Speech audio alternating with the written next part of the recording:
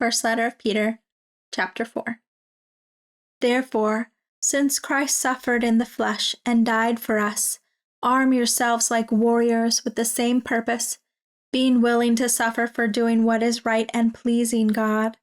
Because whoever has suffered in the flesh, being like-minded with Christ, is done with intentional sin, having stopped pleasing the world, so that he can no longer spend the rest of his natural life living for human appetites and desires, but lives for the will and purpose of God. For the time already past is more than enough for doing what the unsaved Gentiles like to do, living unrestrained as you have done, in a course of shameless sensual lusts, drunkenness, carousing, drinking parties, and wanton idolatries.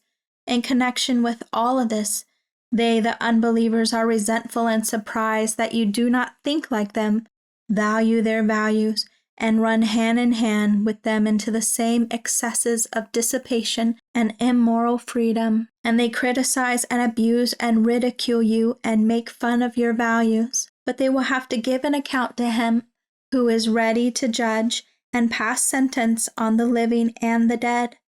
For this is why the good news of salvation was preached in their lifetimes, even to those who are dead, that though they were judged in the flesh as men are, they may live in the Spirit according to the will and purpose of God.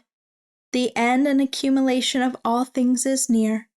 Therefore, be sound-minded and self-controlled for the purpose of prayer, staying balanced and focused on the things of God so that your communication will be clear, reasonable, specific, and pleasing to Him. Above all, have fervent and unfailing love for one another, because love covers a multitude of sins. It overlooks unkindness and unselfishly seeks the best for others. Be hospitable to one another without complaint. Just as each one of you has received a special gift, a spiritual talent, an ability graciously given by God, employ it in serving one another as is appropriate for good stewards of God's multifaceted grace, faithfully using the diverse, varied gifts and abilities granted to Christians by God's unmerited favor. Whoever speaks to the congregation is to do as one who speaks the oracles, utterances, the very words of God.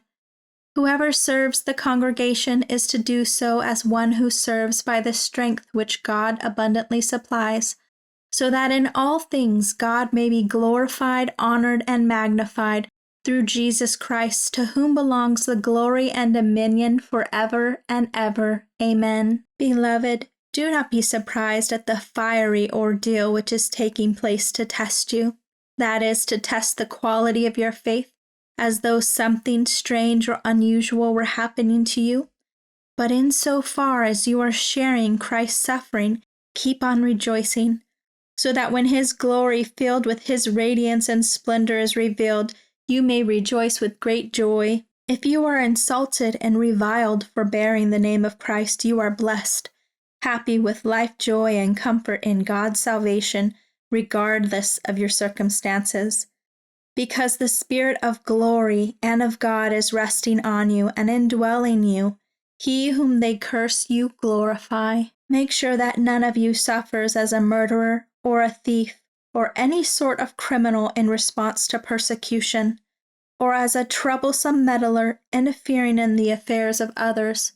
But if anyone suffers ill treatment as a Christian because of his belief, he is not to be ashamed, but it is to glorify God because he is considered worthy to suffer in His name. For it is the time destined for judgment to begin with the household of God. And if it begins with us, what will the outcome be for those who do not respect or believe or obey the gospel of God?